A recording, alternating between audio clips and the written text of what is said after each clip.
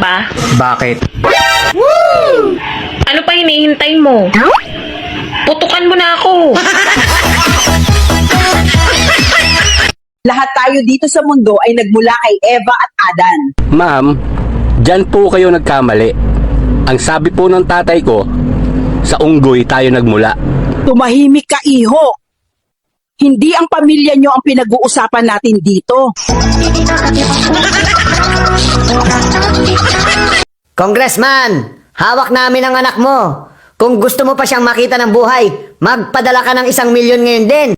Huwag ninyong saktan ang anak ko. Magwi-withdraw ako ng 2 milyon ngayon din. Teka, 1 milyon lang hinihingi ko. Para saan yung 1 milyon? Akin. Ha? Kickback ko yan, syempre. Ano nga ba yung mga pinagsisisihan ko nung ako'y bata pa? Di mo alam yun kasi nga wala kang alam, tanga.